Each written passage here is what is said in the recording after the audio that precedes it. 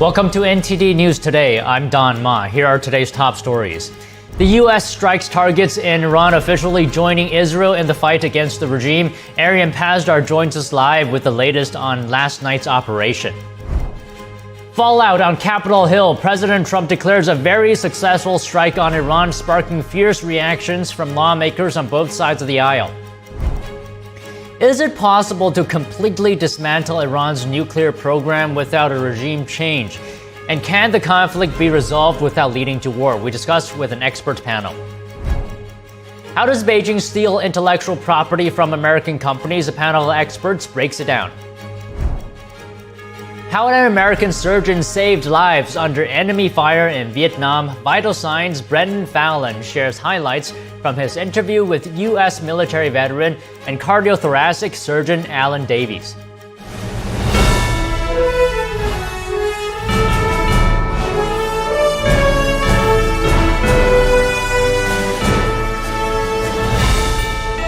This is NTD News Today, live from our global headquarters in New York City. Good afternoon, and thanks for joining us. The U.S. has officially joined Israel's efforts to dismantle Iran's nuclear program. Last night, U.S. fighter jets struck 3 nuclear facilities across Iran. It's the first time the U.S. struck Iran since the direct conflict between Israel and the regime started over a week ago. And now we're bringing in our international correspondent, Arian Pazdar, to give us the latest. Arian, thanks for coming. Where do we stand right now when it comes to Iran, now that the U.S. has directly hit the regime's nuclear sites?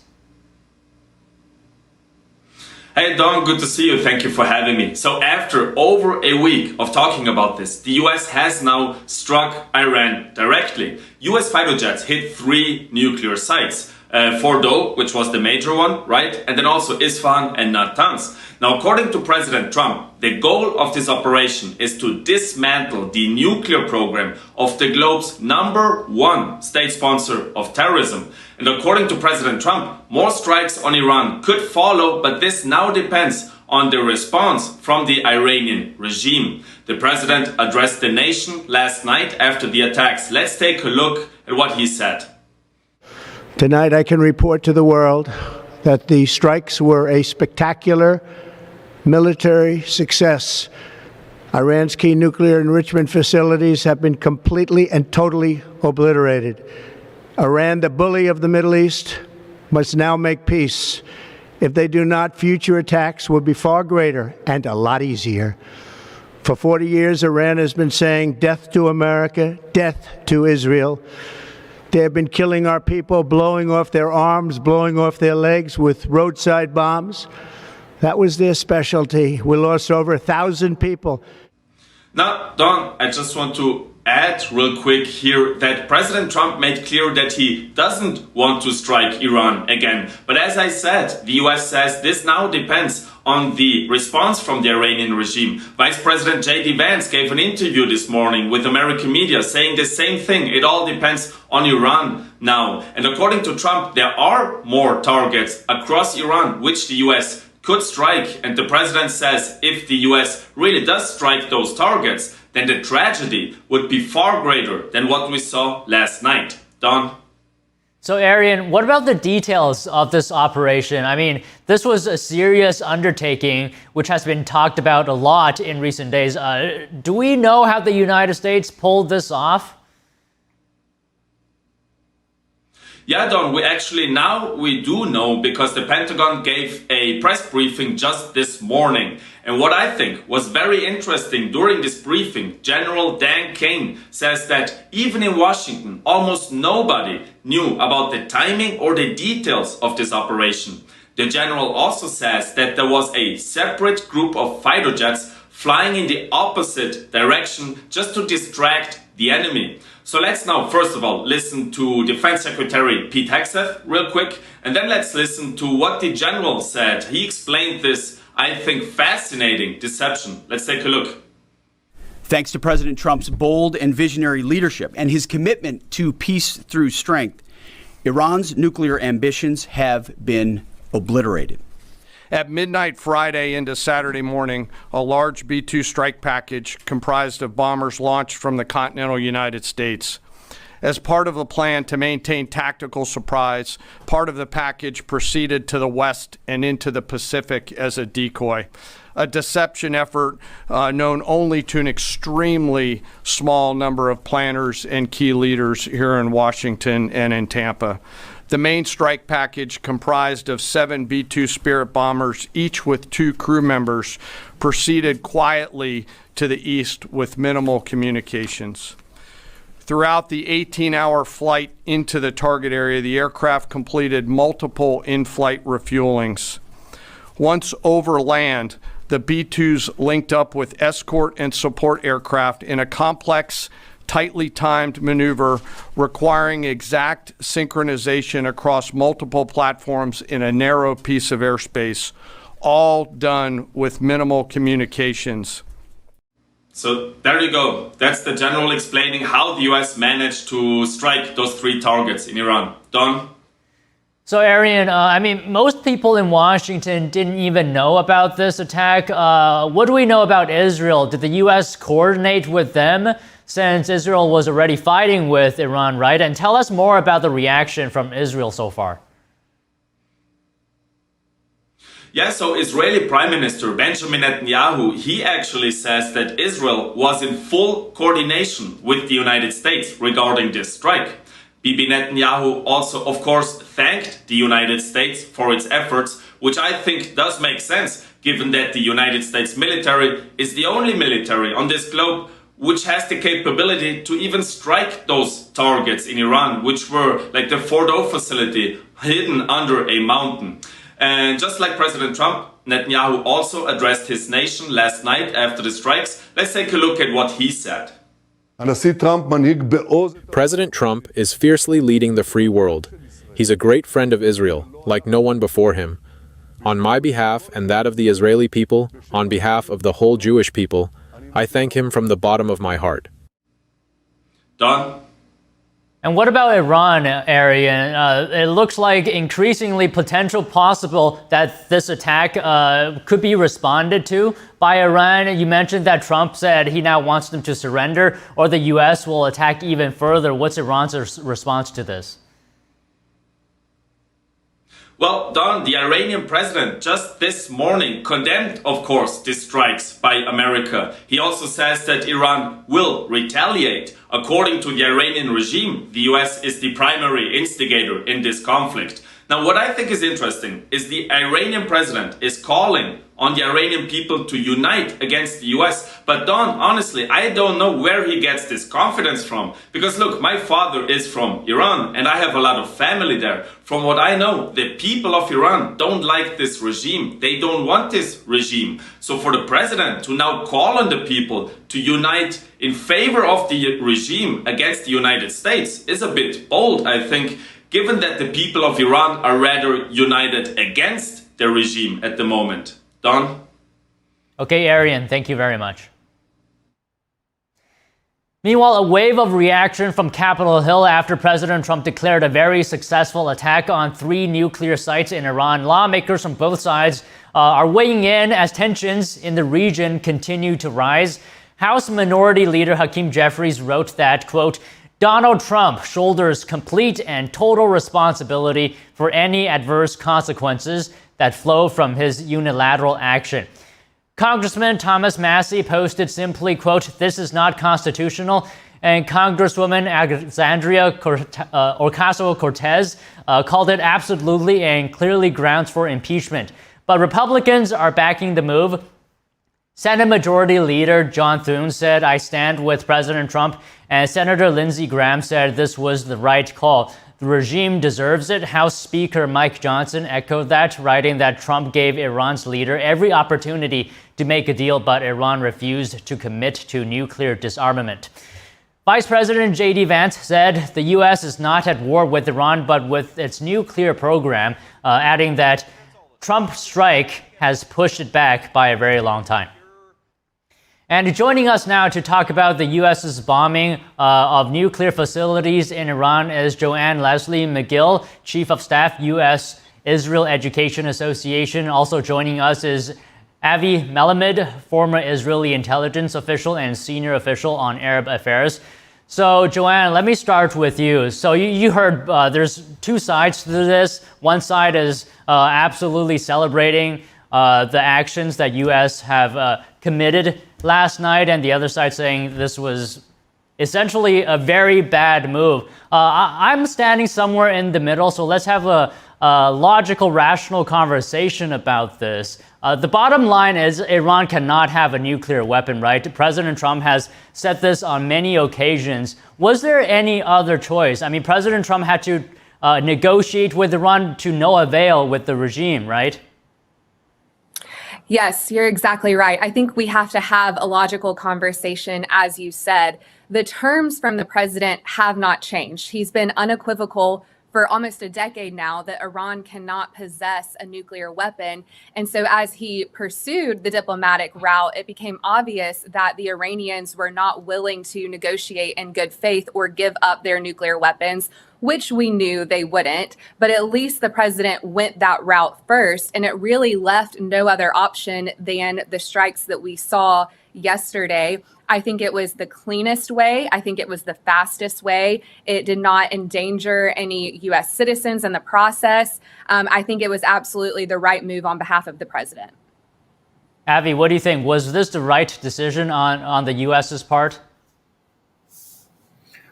I think we have to do also to look at the circumstances of this whole move, starting with the Israeli attack on Iran. We looked at a very interesting, unique opportunity window where the Mullah regime that has inflicted upon this region an enormous catastrophe, death, and destruction for the last 4 decades, now find itself in one of its most vulnerable situations. Its proxies, Hezbollah in Lebanon, Hamas in Islamic Jihad in Gaza Strip, the Iraqi Shiite militias, the downfall of Assad regime in Syria, all those things together with the combination of increasing challenges within Iran, economically, environmentally, socially, basically exposed the Mullah regime, I would say, in an unprecedented way since the 1980s. So from a geostrategic, operational intelligence perspective, that was definitely the right time to launch that attack. And as Joanne mentioned earlier before, and I agree with her, we have to remind ourselves, there has been an endless rounds of discussions with that regime that excel in basically evaporating any kind of like talks. We have a very good experience, or to say a bad experience, in that context for the many years that before proceeded, the JCPOA in 2015, and following that, every single time there were reports that the Mullah regime actually is violating its commitments to the international community. So I think that was definitely the right decision in the right time. Joanne, per your analysis, has Iran's nuclear capabilities been essentially reduced to zero after this attack? Well, I know that we heard from the Pentagon's briefing this morning that it will take some time to be able to fully assess the situation. But I believe that the president and the United States military would not have gone in and conducted such strikes unless they were absolutely certain that they were eliminating Iran's nuclear capabilities. I do not think they would have gone in with any chance of it being left intact. And one thing I want to say, we were just talking about Iran's proxies in the region. I know that a lot of the dispute around whether or not this was the right move is fear of fallout or escalation. But I think that we also have to point to what Israel has been able to accomplish over the past 18 months, which is completely dismantling and decimating Iran's proxies in the region, which eliminates a lot of the threat of escalation and fallout that we could have seen in the region. Okay, Avi, a similar question. Did the U.S. incapacitate Iran's nuclear capabilities? I think the right definition will be that I don't think that these capacities has been totally annihilated, and I don't think it's realistically. I think that we should look at it more from the perspective of it has been significantly set back to the past. Basically, they have lost significant amount of the infrastructure that they have been building thus far. I think that the major mission onwards is trying to make sure that they will not try, and they will probably try to rehabilitate that infrastructure that has been significantly damaged. So I think that we have to be more accurate in the definition. I don't think that it has been totally destroyed, but I think it clearly has been significantly damaged, definitely pushed back significantly, substantially. But I think that we have to look forward and to make sure that in any kind of constellation, there is going to be a very significant mechanism that will make sure that this regime, assuming it's going to stay in power, will not be able to resume its efforts to obtain nuclear military capacities. Avi, should the U.S. Pursue a regime change in Iran? The issue of the regime change in Iran, in the end of the day, goes back to the Iranian people. And I think that one of the things that we should maybe expect is that one of the outcomes of this whole dramatic tectonic plate movement will be a chain of shocks within the establishment, the Iranian establishment itself. I think that we could expect an increasing and intensifying power struggle within this regime. That will be something that may coincide with already existing upheaval and feelings of animosity and resentments. Most of the Iranians, it's not a secret, loathe this brutal regime that has been brutally oppressing them for decades. And so it may be that down the road we may witness some sort of like what I call domino effect. Something similar to a certain extent to the domino effect that we have been witnessing following October 7, that one of the things that it has resulted in was the downfall, which was totally unexpected, the downfall of Assad regime in Syria in a very short period of time. This is something that may take place in the context of Iran. I don't think that per se that should be a declared objective of the moves on the ground. If that is going to be, in the end of the day, the outcome of this domino effect, I think that the world will be a better place without this brutal, oppressive regime. Okay, Joan Leslie, let me get your reaction to what Avi said, and as well, could you comment on whether you think the president was within his authority to do this?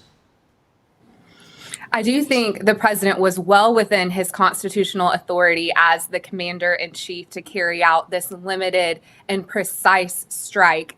I do want to go back to the question of regime change. So I've been saying all week, I think there were two things that were inevitable from the moment that Israel began these strikes last week. One of those was that U.S. involvement was imminent. I believed that it was coming in the next few days, and it did. And the second part of that is I believe regime change is also inevitable. I do not think that the United States or the Israeli governments have been pursuing regime change, nor do I think they should. But as Prime Minister Netanyahu said, they're merely creating the context for regime change to take place. Now, that ultimately rests with the Iranian people and with their will and desire. But I do think that now is the first opportune moment in the Iranian history, or at least in the past 40 years, for that to happen. And regime change is a spectrum. You know, there's multiple scenarios that could play out of what that looks like. But I do think we're at that inflection point moment. And as well, Joan Leslie, is it possible to get rid of Iran's nuclear program without a regime change? Because, you know, they can just continue building more facilities once a current one is destroyed. I find it very difficult to believe that we could get rid of Iran's nuclear program while the Ayatollah is still in power. It's a part of their pride. It's a part of their regime. I've long said that the leader and the nuclear weapons are synonymous. It is the regime to have both. And so I don't see a situation where the Iranians will back down at this point and they're going to completely renege on their hard line, which is to have enrichment capabilities. So no, I don't think it's possible while the Ayatollah is still in power. Okay, Avi, same question. Is it possible to completely get rid of Iran's nuclear program without a change in regime? No, I totally agree with John on that point. I think that as long as the regime is in power, we should be acting under the assumption that this regime will always try to obtain this capacity. It has to do both with an ideological as well as operational interest of that regime. In the eyes of the regime, in the end of the day, that ability was supposed to provide the ultimate insurance policy for the survival and duration of this regime. So I think that as long as this regime is in power in Iran, our basic assumption will be always that this is regime that is radical. This is regime that is always looking for venues to expand and export instability across the region, as it has been doing, unfortunately, quite successfully for the last 4 decades. And that should be our basic assumption. This is a very radical and dangerous regime. Many times it has been proven very, very significantly. And one more thing that I want to add in that regard, some circles in the West are echoing the context of, or the slogan of resistance. This is a slogan that has been echoed by the regime to basically cover up its regional aggression. Those in the West who echoes and support that slogan should understand that they are not putting themselves on the right side of history. To the opposite, they are putting themselves on the wrong side of history, because under this slogan of resistance, the Iranian regime, the Mullah regime, inflicted an enormous death and destruction upon Israelis and Palestinians and Syrians and Lebanese and Iraqis and Yemenites. We should be aware of that. So, Joan Leslie, are American troops and bases now at risk of retaliation because of what happened last night with the strikes? I do think that our American servicemen and women in the region are at the most risk for retaliation. I think that Iran cannot let this slide completely. They're going to have to walk a very fine line in their response. I think that they will issue some sort of retaliation, likely against U.S. bases in the region, but I also think that it will be minimal. I think that they know it is not in their interest to continue escalating. They've lost all means of leverage, all means of the upper hand. So there will be a response. We've already seen ballistic missiles coming into Israel today in response, but I do think that American bases will also be targeted, but it will be minimal. And Avi, how do we avoid escalation of this into a war?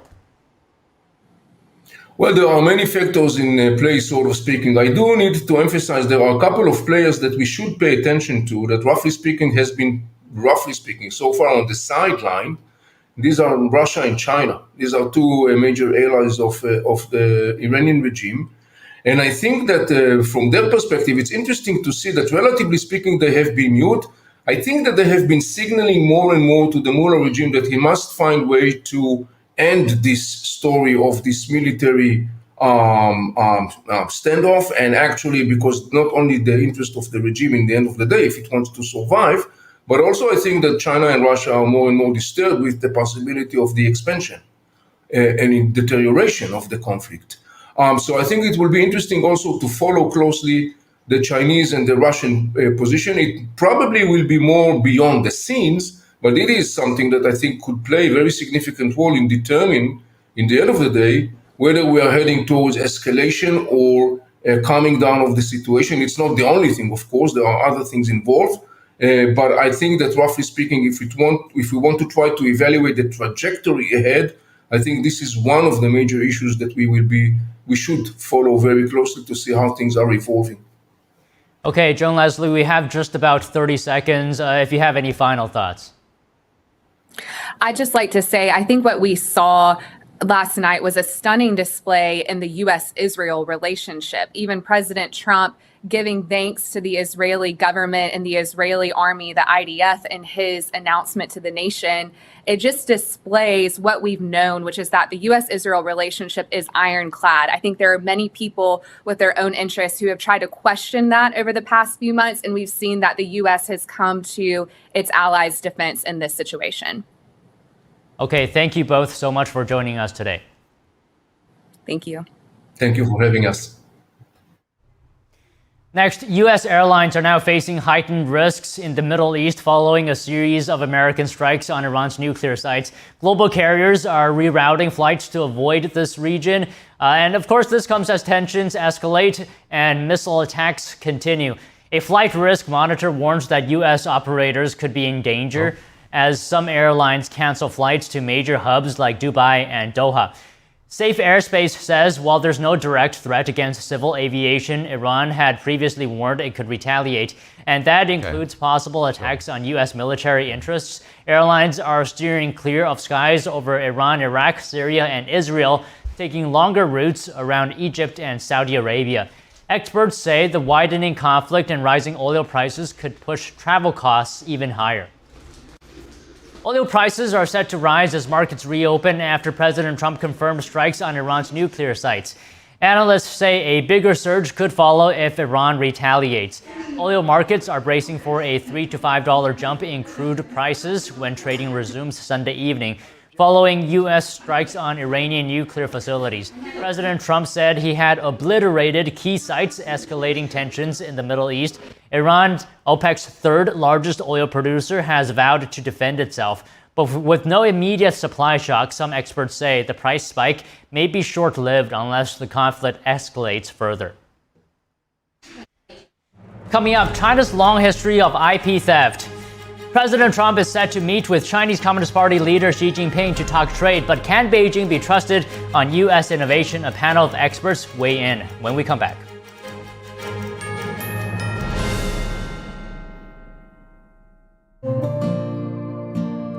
Imagine a coffee that cares for your health. Expertly fermented with a 50-enzyme complex to enhance flavor and remove bitterness.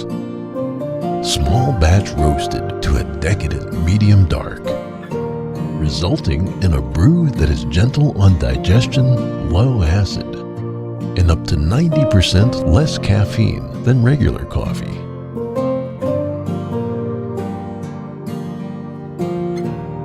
Try America's first enzyme fermented coffee today.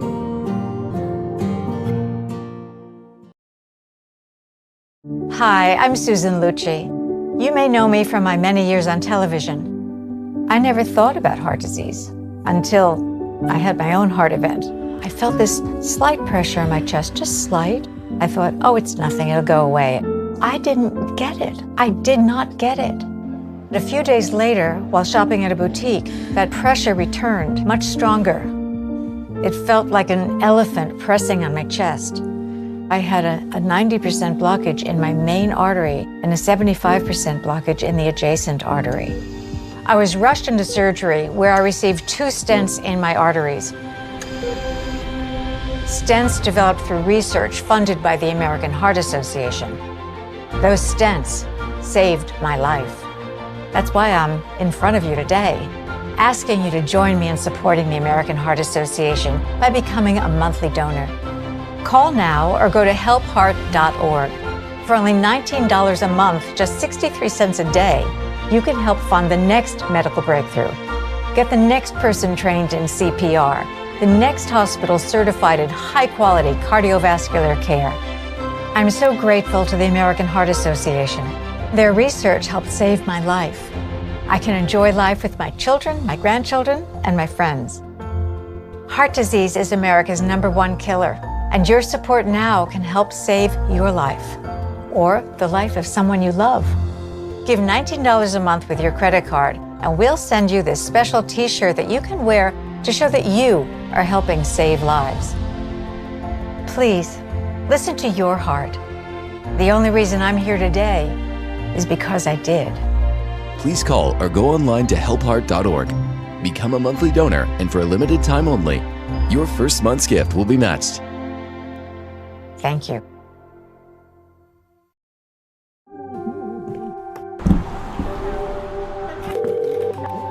(911), where's your emergency? I get shot in my back right on the exit. Oh my God!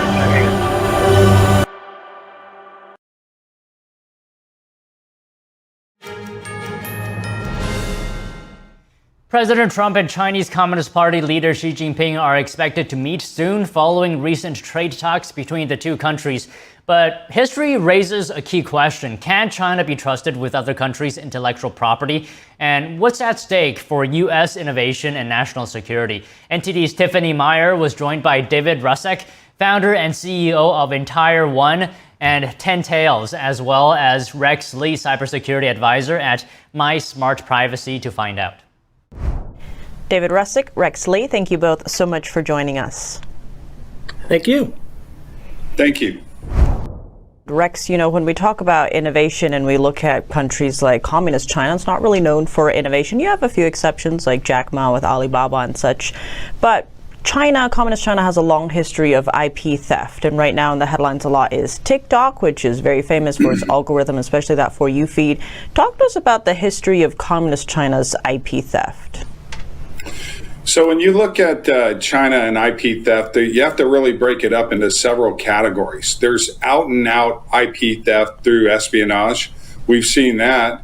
Then there's the acquisition of IP from companies that do business in China. For example, Google, Apple, and Microsoft control the global development and distribution of AI-infused apps and social media platforms today.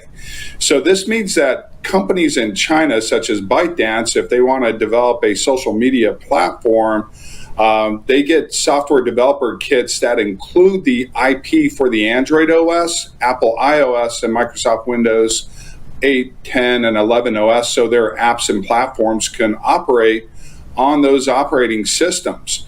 So that methodology is done through the Chinese government and the cooperation of the companies looking to do business in China. Likewise, the Chinese companies are dependent on Google, Apple, and Microsoft, who control global access to internet trade and commerce through the monopolization of the operating system market, meaning that there's only 3 on-ramps to the internet today that 95% of people use, and those on-ramps are the Android OS, Apple iOS, and Microsoft Windows operating systems. This, again, means that the app developers in China must develop on those 3 operating systems so they can acquire IP that way as well, aside from out-and-out espionage and theft of IP. When it comes to innovation, though, David, in the U.S., of course, we're rule of law. Communist China's rule by law, where it helps the party, not the people themselves. How are you viewing the future of innovation in America when you do have bad actors coming in and taking that either covertly or overtly? Well, innovators will always be honorable. They'll always be able to create, right? That's just the nature of the innovator. Those who are not able to create have to resort to other things like taking it from others. And that's not freedom, that's not democracy, that's not human rights. But for now, we have to understand the systems, the patent system, the big systems, what is that? Big money, big government, big tech, big legal. Take a look at those systems and try to adjust as best we can, but then hopefully have those systems adjust back to what they're really supposed to be. I'd like to add to that as well. Here we're talking about major corporations, the biggest tech companies in the world, and ByteDance is included in that. A lot of people associate TikTok with ByteDance, which is a Chinese company. And what a lot of people don't realize is the history of TikTok. You can almost say that ByteDance itself was created in America with American investment. Jeffrey Yass owns an investment group called SIG, and SIG was the original investors in ByteDance dating back to 2012. They invested a small amount of money, $5 million, which is worth over 15% of ByteDance today. Jeffrey Yass himself owns personally, aside from his investment group, up to 7% in TikTok. Collectively, that's a $60 billion return on about $8 or $9 million dating back to 2012. Since then, ByteDance had evolved over the years and developed the platform, the social media platform, TikTok, and other platforms like Lemonade and so forth. Utilizing that IP that they're acquiring to develop their apps in Android, iOS, and Windows. Inadvertently, IP can also be infringed on and copied through the software developer kits that are actually being given to these Chinese developers, which include AI. As we remember back earlier this year, DeepSeek was launched. DeepSeek AI was launched through Android, Apple, and Windows app stores and became the #1 app in the world tanking $1 trillion in valuation overnight of American tech companies on the NASDAQ, which rapidly recovered. But the fact is, since Google, Apple, and Microsoft control the global distribution of AI-infused apps and social media platforms and now AI chatbots in the world, it was no trouble for those three companies because they profit whether AI-infused apps from China are number one in the App Store or apps developed in America like OpenAI are number one in the App Store. They capitalize either way. And that tends to be a big issue because, as we know, we did another report on the fact that not only are the Android, Apple iOS, and Windows software developer kits shared with these companies in China, but now we're seeing AI innovation also shared with these companies in China to help them advance their AI, which is now infused in these platforms in the form of chatbots, and AI technology is now infused in these social media platforms, as well as IBM has shared their AI information and NVIDIA. And Rex, in terms of national security, talk to us about, the massive foreign tech lobby on K Street and also how all of this is fitting into tech-based hybrid warfare. Well, we're actually seeing this with the LA riots. You're starting to see that all of these protesters organize on various social media platforms. And then when you understand that how an intelligence agency can utilize these platforms to spread mis and disinformation, it becomes quite horrifying in regards to how quickly that can be done.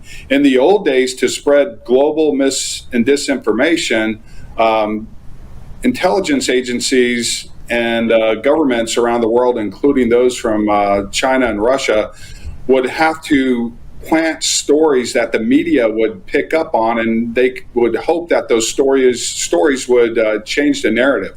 Today, with this device, you could spread mis and disinformation to billions of people simultaneously in a millisecond to change the narrative. And that's what we're seeing. We saw it over the last 2 years with the war in Gaza, Ukraine, Russia war that we're seeing. And now we're seeing it with civil unrest. This is nothing new. This goes all the way back to 2020 when organizers for the Summer of Love riots were all organizing on these platforms, as well as the January 6th rioters, the people who stormed the Capitol, were also organizing on social media platforms.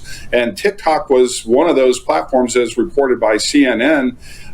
They had a lot of people organizing on that platform, along with Facebook, as well as Twitter, now X, where Trump had his social media account. But most of the organizing on these platforms is being done through paid agitator groups that are being supported by dark money, so to speak, where we don't know where the money's coming from and how the organization is being coordinated. But a lot of that you can go back to these intelligence agencies, and it's not just a problem in China.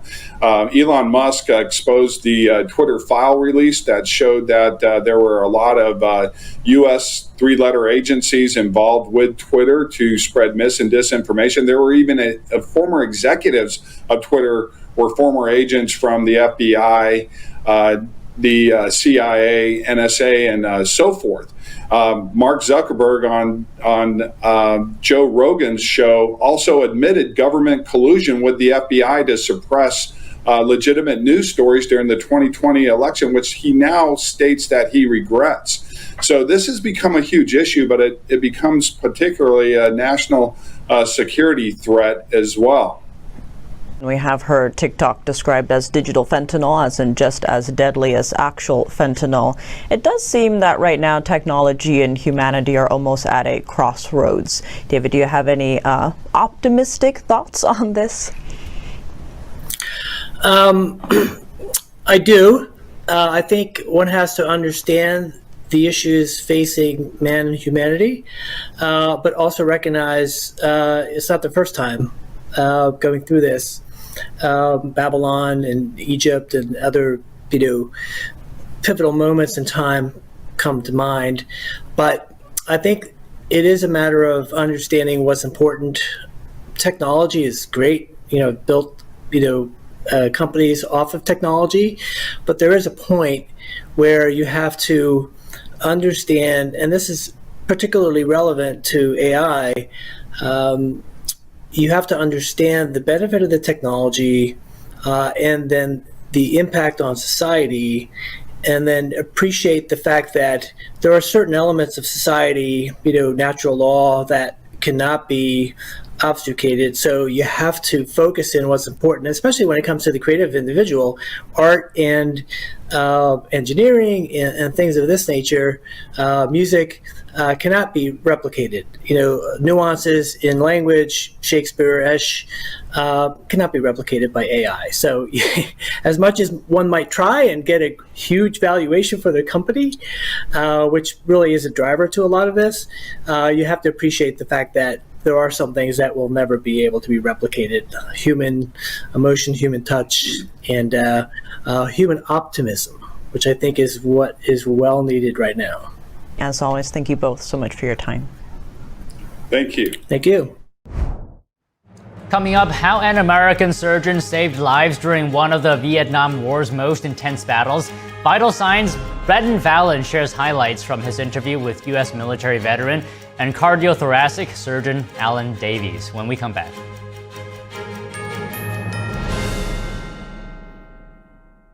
Big things are happening at Mathis Home. Their everyday low prices are now even better. Shop Price Drop Alerts and save up to 25% off store-wide. Shop the latest looks in dining rooms, all at big savings. This set is a great deal, perfect for family get-togethers. You get the table and 4 side chairs for just $7.99 in your choice of finishes. They have over 100 dining sets in stock with fast and free delivery.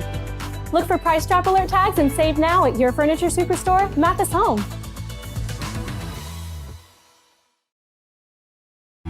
This land, our America, built on hard work, determination, and grit.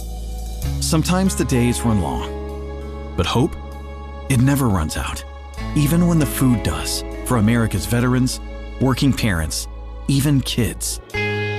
Because in every corner of every town, even yours, millions of hard-working neighbors are facing a hunger crisis. Many for the very first time. In this land of plenty, affording food shouldn't require second jobs and third shifts or choosing between your groceries and bills. Today, you can help change that. Call or go online to helpfeedingamerica.org and give $19 a month, less than 63 cents a day, to help every neighbor get the food they urgently need. Because taking care of each other is what makes America strong. We're Feeding America, not just a name, but an action. Working with over 200 local food banks like the ones in your community, and demand is soaring. You go to the grocery store, you spend $100, and $100 is a new $20 bill. Even with 2 full-time jobs, it's hard to make ends meet. These are tough times, but when we stand together, we become the very best of a strong America. Please call or go online to helpfeedingamerica.org. Just $19 a month can feed a family today. And your first gift can double an impact. Plus, we'll send you this free canvas bag as a reminder of the hope you're delivering. When it comes down to it, it's about taking care of your family first and the loved ones that you need to provide for. Because you're not just giving food, you're fueling resilience for people across the nation. You're feeding America. Call or go online today to helpfeedingamerica.org, and your gift can double an impact. Every day, thousands of kids start vaping. And I can't let this happen to my kid. So if you want to talk to your kids, you have to get it trending.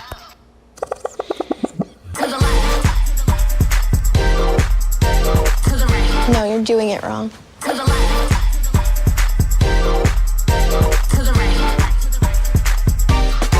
Let's go.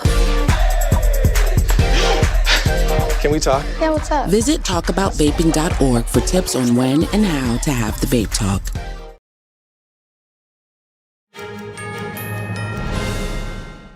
Welcome back to NTD, and I'm joined now in studio by NTD health correspondent and host of Vital Signs, Brendan Fallon. Vital Signs zooms in on important aspects of health that influence our lives. So Brandon, it's always good to see you. What are we talking about today? Well, Don, the Vietnam War and the practice of medical surgery, it's a huge topic in Hollywood. There's been so many shows about this. MASH was a long-running series that was set in Korea, but it was actually based on the surgery and everything that was taking place in Vietnam. And I had the opportunity to speak to a surgeon who was there in Vietnam and experiencing the tragedy of that, and also the challenges and also the opportunities for innovation that war provided. And his name is Lieutenant Colonel Alan Davies. And the first soundbite we'll play here is when he basically just come out of his residency in surgery and lands there in Da Nang, 1967, to perform his duty as a Marine performing surgery. All right. From the time you arrived in Vietnam, what was the first thing you encountered?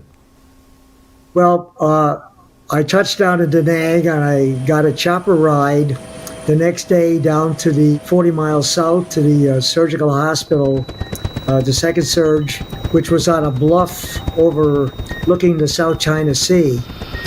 And as soon as I arrived at the second surgical hospital, it was around noon, somebody, one of the medics came up to me and said, Davies, you're the chest guy. They need you in OR 3 right now. I proceeded to OR 3 of the hospital, which was pretty dungy, grungy-looking buildings.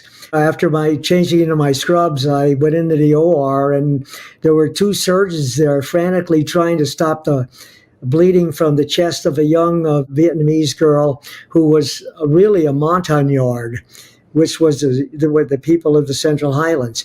And this girl had sustained a wound of the left upper chest, and the two surgeons who were working on her were unable to stop the bleeding. I suggested that they pack the wound and we opened the chest through a formal incision, and they grudgingly complied. I was able to get the chest open and get control of the root of the lung and stop the bleeding with several clamps, and then was able to remove the part of the lung that was injured. We were able to transfuse the young lady, and the operation was very successful. Wow, that's a very interesting story there. And apparently U.S. military surgeons actually serviced Vietnam civilians during the war. That's very interesting. Yeah, this is a little known fact in the kind of representation we see about the Vietnam War. And not just Vietnamese civilians, they were also performing surgery, saving the lives of Viet Cong, the U.S. Marine Service hospitals that were there. And this led to a situation in some cases where Viet Cong would even, due to the treatment they'd received, they would then provide intelligence to the U.S. forces that was beneficial to their operations there. And I believe you brought another clip for us. Would you like to introduce that one? Sure. So the Battle of Khe Sanh, it's a really famous battle in the Vietnam War, a turning point in the war. This is beginning of 1968. And this is a battle that Dr. Alan Davies got called into. So the situation was such that the Marines were basically in a fishbowl and were being shot at like fish in a barrel from the Viet Cong, which were had the elevated ground. And here, Lieutenant Colonel Davies describes the situation that he encountered when he arrived there.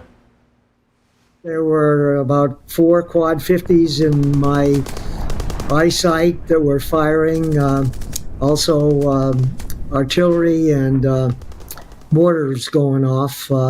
We were taking some incoming at the time, and the war was really going on, but we had 40 guys that needed to be taken care of, and we were able to do some preliminary triage, and we had 17 or 18 of them had lower extremity wounds, which could be taken care of pretty easily.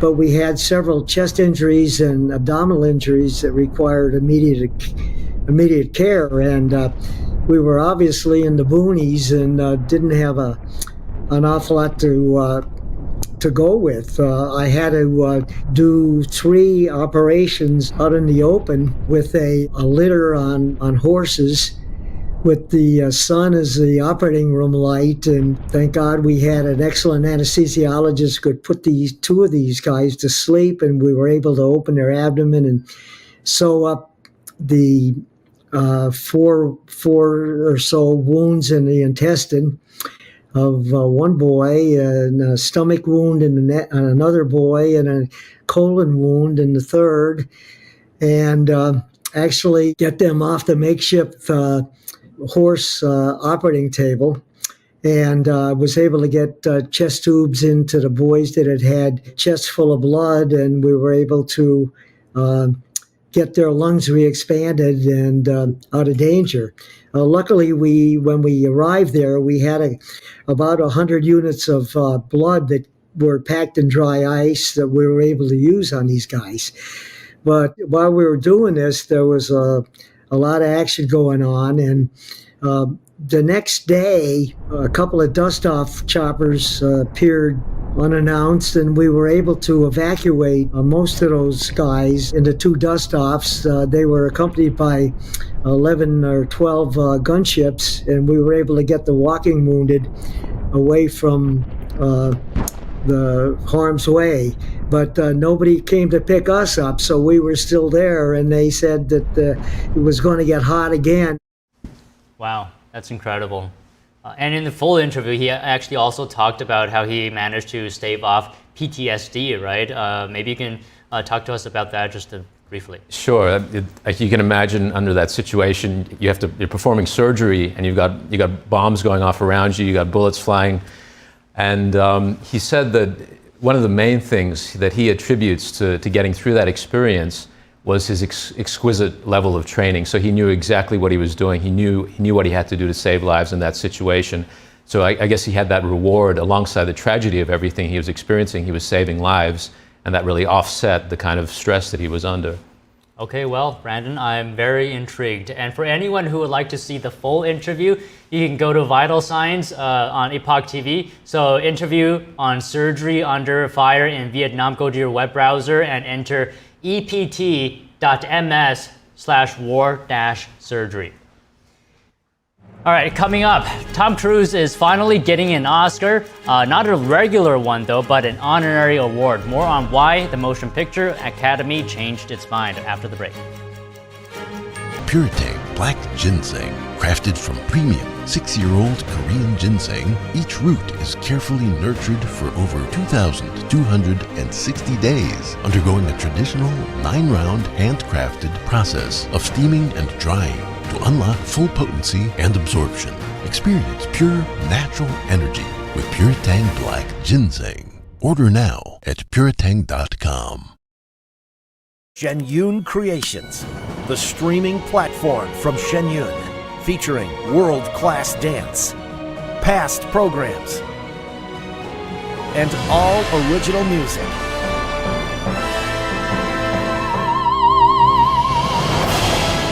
Masterclasses, behind the scenes, comedy, and more. Explore shenyuncreations.com. Inflation is still driving up home repair costs. How are millions of homeowners saving money on unexpected bills? With Choice Home Warranty. Is a new refrigerator in your budget? How about a replacement AC unit? I'm Ty Pennington. For many families, these costs can be catastrophic. That's why I'm a Choice Home Warranty customer. They've saved millions of homeowners from unexpected repair bills with an affordable monthly plan that provides peace of mind and helps avoid surprise expenses. Call now to protect your home with Choice Home Warranty and get your first month free.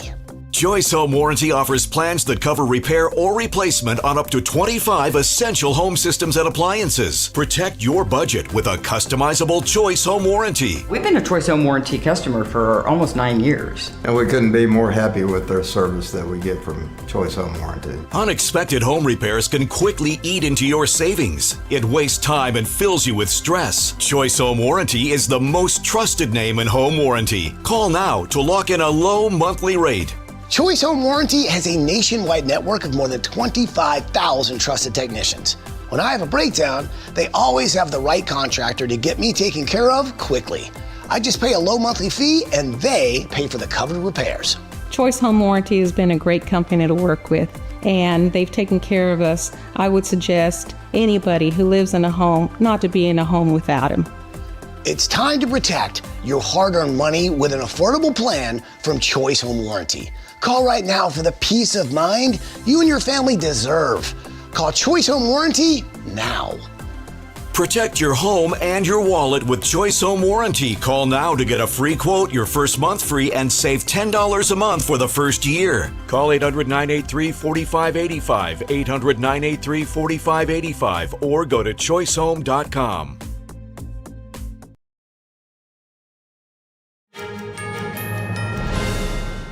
Now, did you know Tom Cruise has never won an Oscar? Well, that's about to change. Here's more on that. The Motion Picture Academy announced it's giving Cruise an honorary Oscar for his commitment to the filmmaking and stunt performer communities. Dolly Parton will also receive one for her humanitarian efforts. They'll pick up their statuettes at a special ceremony in November. U.S. tour dates for PlayStation The Concert have just been announced.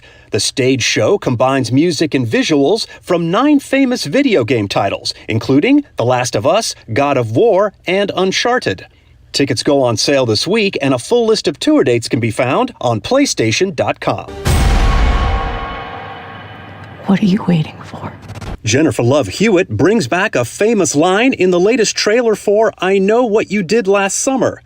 The Fright flick slashes into theaters next month and, of course, has the same title as the 1997 original. Hewitt's character returns to help a group of friends fight back against a hook-wielding murderer. In Hollywood, I'm Douglas Hyde. Coming up, China is condemning the U.S. for its weekend airstrikes on Iranian nuclear facilities. How could the attack on Iran impact China? We speak with an analyst. Stay with us. We'll bring you more right after this.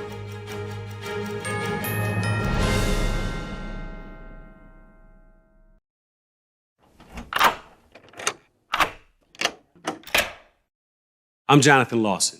If you're 50 to 85, please listen closely. The lock I want to talk to you about isn't the one on your door. It's a rate lock for your life insurance that guarantees that once you're insured, your rate can never go up at any time for any reason. Many policies you see don't have one, but you can get a lifetime rate lock from Colonial Penn. This plan was designed for people on a fixed income with coverage options that start at $9.95 a month. That's less than 35 cents a day. Your rate is locked in for life. Coverage can never be canceled, and your acceptance is guaranteed. You cannot be turned down because of your health. See for yourself. Call for an information kit and gift. Both are free with no obligation. Call 1-800-624-6556 for your free information and your free gift. That's 1-800-624-6556. 1-800-624-6556. Call now. Hi, I'm Susan Lucci. You may know me from my many years on television. I never thought about heart disease until I had my own heart event. I felt this slight pressure on my chest, just slight. I thought, oh, it's nothing, it'll go away. I didn't get it. I did not get it. A few days later, while shopping at a boutique, that pressure returned, much stronger. It felt like an elephant pressing on my chest. I had a 90% blockage in my main artery and a 75% blockage in the adjacent artery. I was rushed into surgery where I received 2 stents in my arteries. Stents developed through research funded by the American Heart Association. Those stents saved my life. That's why I'm in front of you today, asking you to join me in supporting the American Heart Association by becoming a monthly donor. Call now or go to helpheart.org. For only $19 a month, just 63 cents a day, you can help fund the next medical breakthrough. Get the next person trained in CPR, the next hospital certified in high-quality cardiovascular care. I'm so grateful to the American Heart Association. Their research helped save my life. I can enjoy life with my children, my grandchildren, and my friends. Heart disease is America's #1 killer, and your support now can help save your life or the life of someone you love. Give $19 a month with your credit card, and we'll send you this special t-shirt that you can wear to show that you are helping save lives. Please, listen to your heart. The only reason I'm here today is because I did. Please call or go online to helpheart.org. Become a monthly donor, and for a limited time only, your first month's gift will be matched. Thank you.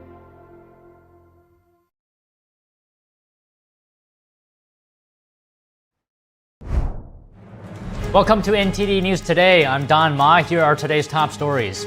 The U.S. strikes targets in Iran, officially joining Israel in the fight against the regime.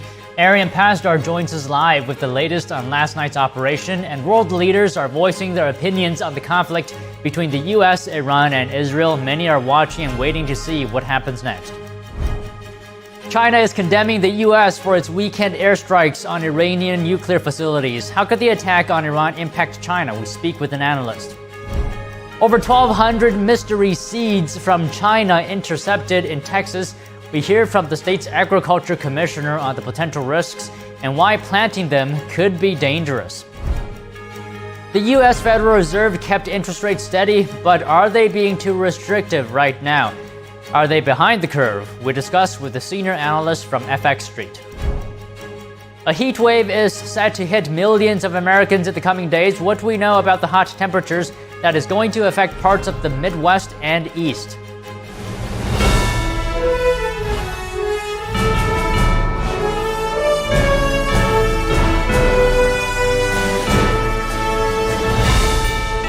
This is NTD News Today, live from our global headquarters in New York City.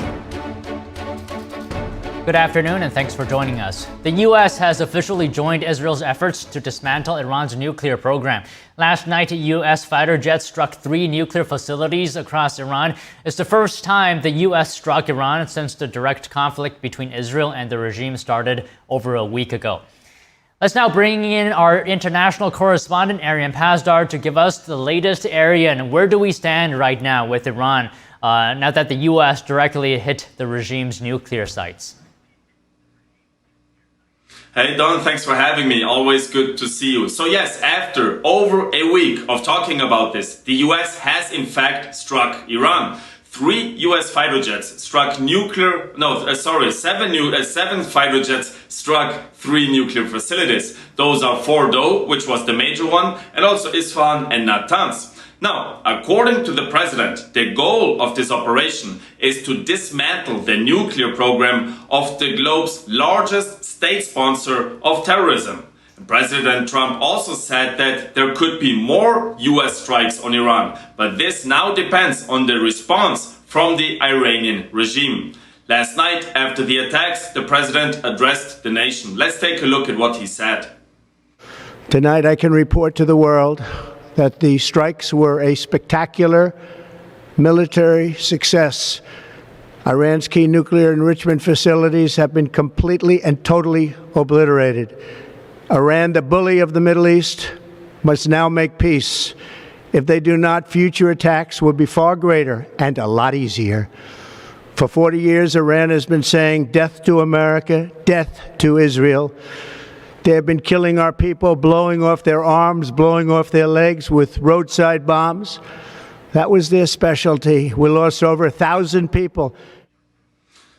Now, I want to add real quick, Don, that President Trump last night and also Vice President Vance this morning, they both say the US doesn't want to strike Iran again. But as I said, it now depends on the response from the Iranian regime. But according to Trump, there are many targets across Iran which the US could hit. And Trump says if the US does in fact strike those targets, then tragedy will be far greater than what we saw last night. Don? And what about the details of the operation, Arian? I mean, this was a big undertaking, which has been talked about a lot in recent days. Do we know how the U.S. pulled this off? We do know, now we know, because this morning the Pentagon gave a media briefing. What I found very interesting during this briefing is General Dan Kane, he says that even in Washington, almost nobody knew about the time and the date of this operation. He also says that there was a separate group of fighter jets flying in the opposite direction to distract the enemy. So let's now first of all listen to Defense Secretary Pete Hegseth real quick, and then let's listen to the explanation by General Kane. Let's take a look. Thanks to President Trump's bold and visionary leadership and his commitment to peace through strength, Iran's nuclear ambitions have been obliterated. At midnight Friday into Saturday morning, a large B-2 strike package comprised of bombers launched from the continental United States. As part of the plan to maintain tactical surprise, part of the package proceeded to the west and into the Pacific as a decoy. A deception effort known only to an extremely small number of planners and key leaders here in Washington and in Tampa. The main strike package, comprised of 7 B-2 Spirit bombers, each with 2 crew members, proceeded quietly to the east with minimal communications. Throughout the 18-hour flight into the target area, the aircraft completed multiple in-flight refuelings. Once over land, the B-2s linked up with escort and support aircraft in a complex, tightly timed maneuver requiring exact synchronization across multiple platforms in a narrow piece of airspace, all done with minimal communications. So there you go. That's how the US managed to hit those 3 facilities without anybody knowing beforehand. Don? So most people in Washington didn't even know about this attack, but what about Israel? Did the US coordinate with them, since Israel was already fighting with Iran, right? And tell us more about the reaction from Israel so far. Yeah, Don, a great question, because Israeli Prime Minister Benjamin Netanyahu, he says that Israel actually was in full coordination with the United States about this attack. Bibi Netanyahu also thanks the US for its efforts, which I think makes sense because the US is, after all, the only country, the only military worldwide who even has the bombs to pull this off, because those nuclear facilities were hidden under mountains. Especially the Fordo one was especially hard to hit. Now, similar to Trump, Netanyahu also addressed his nation last night. Let's take a look at what he said. President Trump is fiercely leading the free world. He's a great friend of Israel, like no one before him. On my behalf and that of the Israeli people, on behalf of the whole Jewish people, I thank him from the bottom of my heart. Back to you, Don. And what about Iran, Arian? They could be responding to this attack. You mentioned that Trump said he now wants them to surrender or the U.S. will attack even further. What's Iran's response to this? Well, just this morning, the Iranian president, he of course condemns the attacks by America, unsurprisingly. He also says that Iran will retaliate. But what I think is even more surprising is that the Iranian president is now calling on the Iranian people to unite against the United States. But Don, honestly, I don't know where the Iranian president gets that confidence from, because my father is from Iran and I have a lot of family there. From what I know, the Iranian people don't like this regime. They don't want this regime. So for the Iranian president to now call on them to go behind the regime and unite against the United States is a bit bold, I think, given that most Iranian people are united against the regime at the moment. Don? All right, Arian, thank you very much. World leaders are sending mixed reactions as the U.S. steps into Israel's effort to dismantle Iran's nuclear program. Prominent figures around the world are closely watching the conflict take place. NTD Shah Marshall has more. World leaders are speaking up about the United States entering into the conflict between Israel and Iran. On Sunday, Iran's foreign minister strongly condemned the bombing of Iranian nuclear sites by the U.S. The Islamic Republic of Iran condemns, in the strongest terms, the United States' brutal military aggression against Iran's peaceful nuclear facilities. It is an outrageous, grave, and unprecedented violation of the fundamental principles of the Charter of the United Nations and international law. The warmongering and lawless administration in Washington is solely and fully responsible for the dangerous consequences and far-reaching implications of its act of aggression. Russia's foreign ministry website said that Russia strongly condemns the U.S. attacks on Iran's nuclear sites. The statement mentions the consequences of this action, including radiological ones, remain to be assessed. But it is already clear that a cycle of dangerous escalation has begun, fraught with further undermining the regional and global security. The risk of the conflict spreading in the Middle East, already engulfed in multiple crises, has increased significantly. The British Prime Minister told reporters on June 14th that the UK had previously moved additional military assets to the Middle East to protect their own interests, personnel, assets, and allies.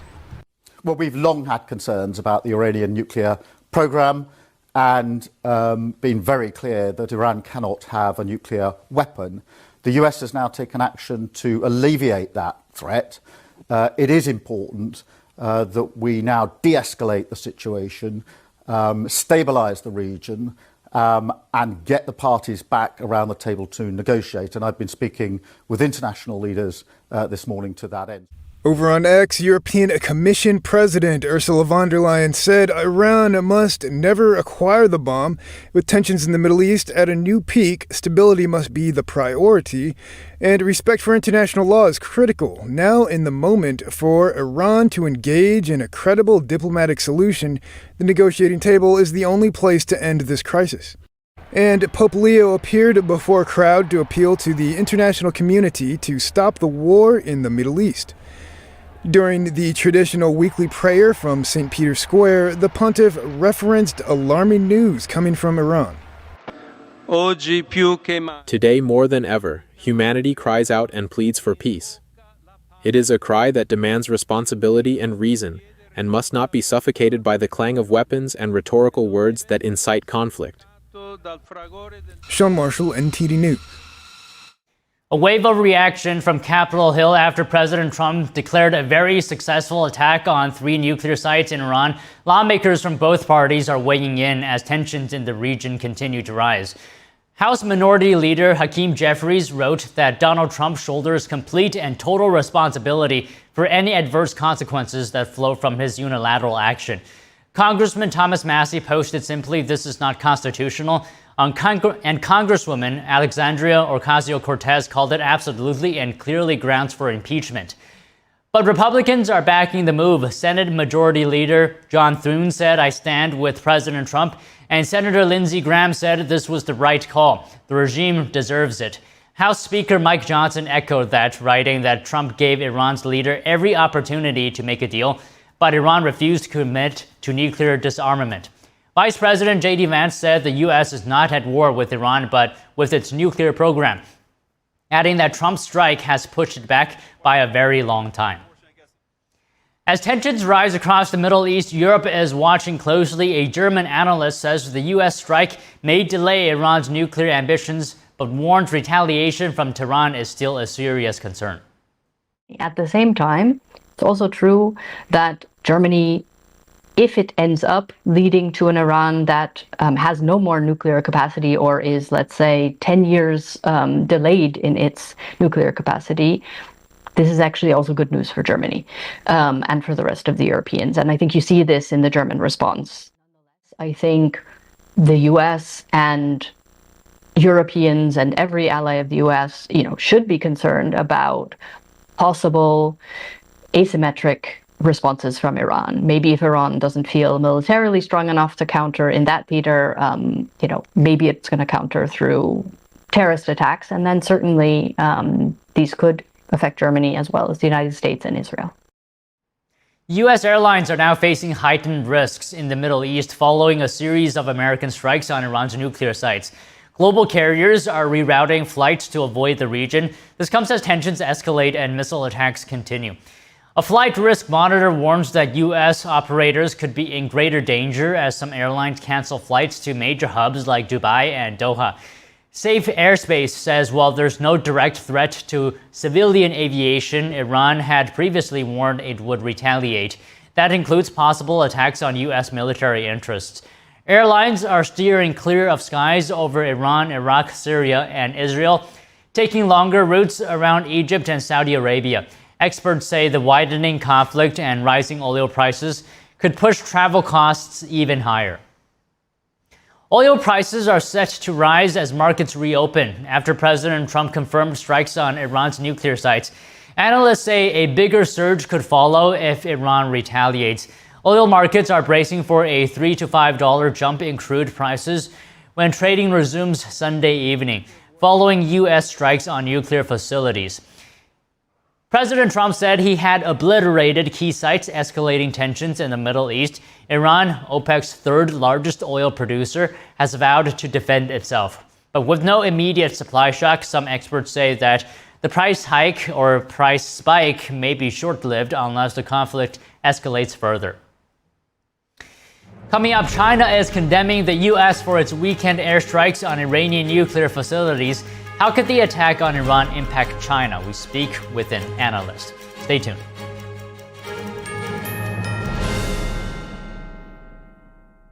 Discover the ancient secret to vitality and longevity with Puretang Black Ginseng. Crafted from premium 6-year-old Korean ginseng, each root is carefully nurtured for over 2,260 days, undergoing a traditional 9-round handcrafted process of steaming and drying to unlock full potency and absorption.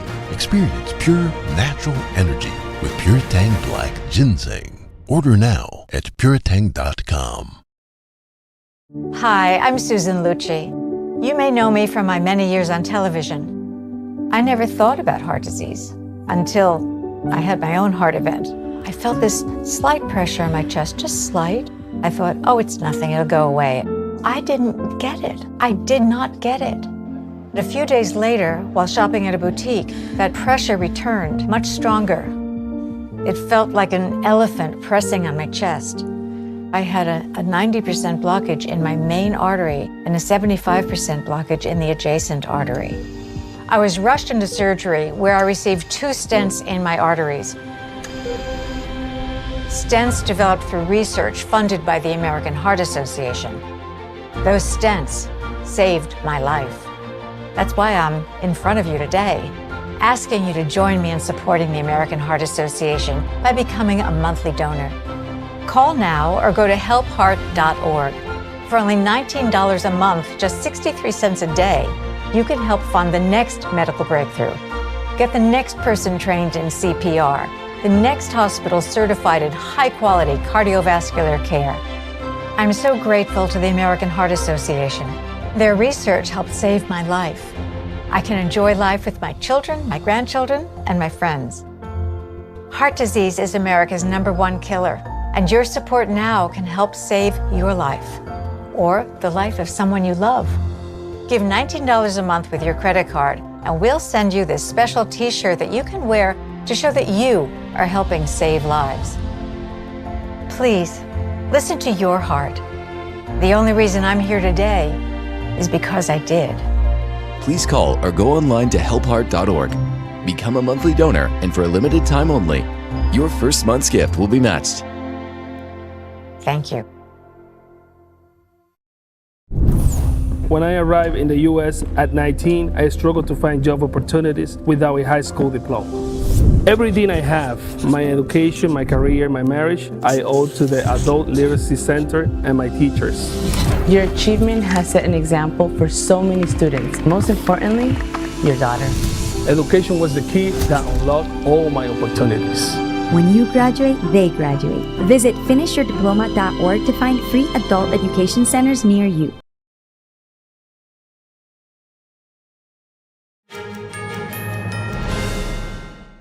All right, joining us now to talk about the Federal Reserve's rate decision today is Joseph Trevisani, senior analyst at FX Street. So, Joseph, the Fed kept rates unchanged as expected. What did you take away from Powell's message, though? Anything stand out to you? No, Mr. Powell, as usual, non-political and is claiming that he's not going to get any input from the political side. That's true as far as the policy goes. Whether it's true as far as the execution goes, you can make your arguments about it either way. The one thing I would say is Mr. Waller's comments certainly lead to more indication that the Fed's ready to cut than they admitted to and than Mr. Powell admitted to. And I think you have another factor now. You have the recent attacks on Iran. Mr. Powell and his Fed has certainly proven that they are willing to respond to events in the real world. So far, there are none except for that attack, but there certainly could be.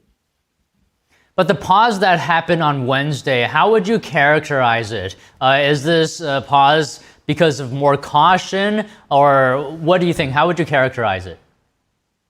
Well, I think the Fed is cautious. They are certainly cautious considering their mistake on the inflation during the Biden administration. So if they're looking to err on one side, they're going to err on the side of caution. Mr. Trump, as our president, President Trump, as with all presidents, favors lower rates. The reasons are obvious and don't really require any explanation. So nothing is really different in that. Mr. Trump is more vociferous in his criticism, but that is really not that much new either. So I think the Fed is simply being cautious. If you get a reaction in the equities, if you get a reaction in the energy markets to the attacks that took place, then the Fed may perhaps have a reason to temper that caution and move sooner. Do you have an opinion on that decision? Are rates too restrictive right now with inflation just above 2%? Well, with inflation just around 2%, we also have forgotten that the Fed's target, of course, is 2%. And it's certainly behaving as the Fed said it would. Inflation has come down. It's headed towards the 2% target. We were, for many years, we were under the 2% target, and the Fed was doing things to try and raise the inflation rate a little bit. So I don't think the inflation rate for the moment is a current target. The issue, the current concern. Tariffs, of course, a potential, but that has remained almost exclusively a potential. There isn't anything that has shown up in the statistics, or actually, if you're looking at some of the way the negotiations are going and the other deals on that side to project or inspire or cause inflation. So I think the Fed is not really being overly cautious at this moment. Would you say the Fed is behind the curve? I mean, they were infamously behind the curve when they said inflation was transitional. But what about this time when it comes to cutting rates?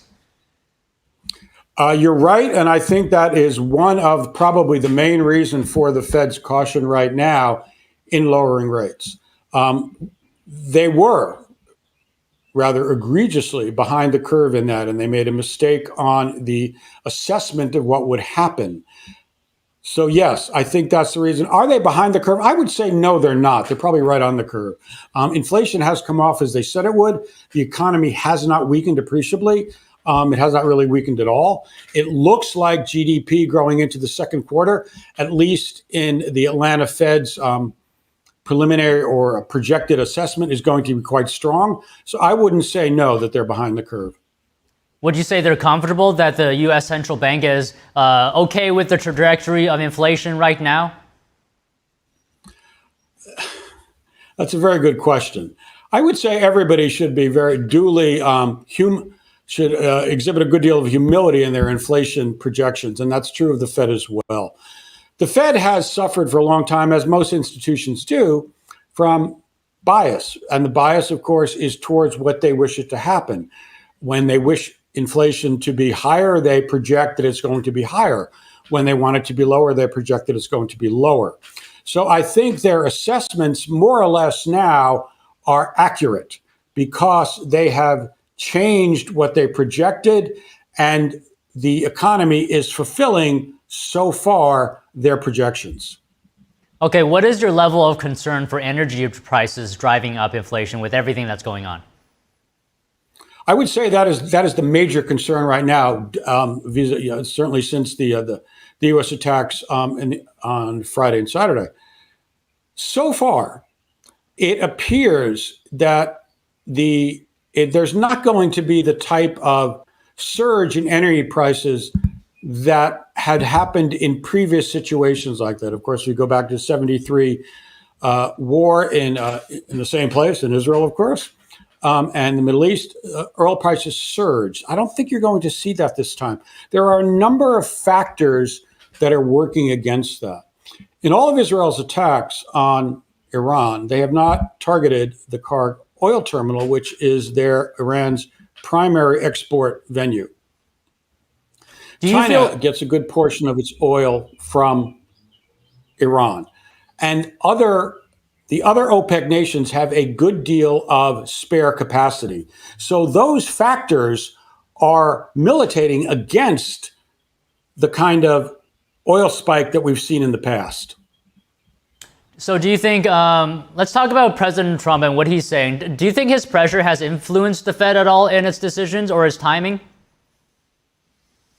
The Fed will say absolutely not, and they don't pay any attention. Mr. Powell said that many times. I think it might have, but they're not going to admit to it. And I think what the Fed would need to move is an event from the real world which could cause problems for the U.S. economy. We have just seen that event. Whether that translates into higher oil prices, which could give the Fed a reason to move. If we saw a 10% spike in oil prices this coming week, I think the Fed would be much more inclined to move at the next Fed meeting. If it goes beyond that, they might even be willing to make an emergency rate cut, although I would doubt that at the moment. Okay, so if the Fed, as you mentioned earlier, suggesting that it was behind the curve during the start of inflation, do you feel the Fed has enough clarity on the inflation picture right now or inflation outlook, in your opinion? No, they actually don't. And I think that's one of the reasons they're being cautious. There's potential certainly from President Trump's trade initiatives to import inflation into the United States. There's no question about that. It hasn't happened yet, but it certainly could. And it is certainly the type of standard economic analysis that you would have from a situation like that. The same thing applies, although it wasn't, of course, in the cards when when Mr. Powell had his news conference, but the same thing applies from the events of the past couple of days. Definitely potential for oil increases, and that would absolutely meet inflation. All right, Joseph, thank you very much for your time today. My pleasure. Thank you for having me. Coming up, China is condemning the U.S. for its weekend airstrikes on Iranian nuclear facilities. How could the attack on Iran impact China? We speak with an analyst after the break.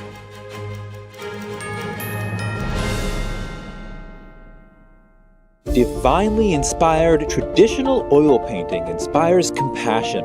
Artwork created in truth and beauty illuminates a path to goodness. Rediscover traditional art, revive classical culture.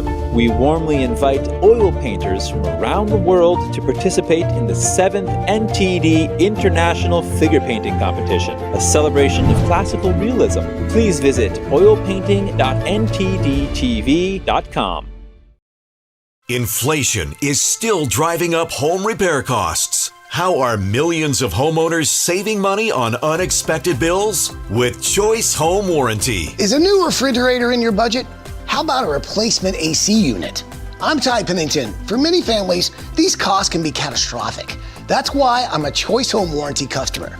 They've saved millions of homeowners from unexpected repair bills with an affordable monthly plan that provides peace of mind and helps avoid surprise expenses.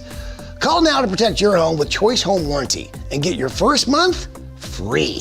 Choice Home Warranty offers plans that cover repair or replacement on up to 25 essential home systems and appliances. Protect your budget with a customizable Choice Home Warranty. We've been a Choice Home Warranty customer for almost 9 years. And we couldn't be more happy with their service that we get from Choice Home Warranty. Unexpected home repairs can quickly eat into your savings. It wastes time and fills you with stress. Choice Home Warranty is the most trusted name in home warranty. Call now to lock in a low monthly rate. Choice Home Warranty has a nationwide network of more than 25,000 trusted technicians. When I have a breakdown, they always have the right contractor to get me taken care of quickly. I just pay a low monthly fee and they pay for the covered repairs. Choice Home Warranty has been a great company to work with, and they've taken care of us. I would suggest anybody who lives in a home not to be in a home without him. It's time to protect your hard-earned money with an affordable plan from Choice Home Warranty. Call right now for the peace of mind you and your family deserve. Call Choice Home Warranty now. Protect your home and your wallet with Choice Home Warranty. Call now to get a free quote, your first month free, and save $10 a month for the first year. Call 800-983-4585, 800-983-4585, or go to choicehome.com.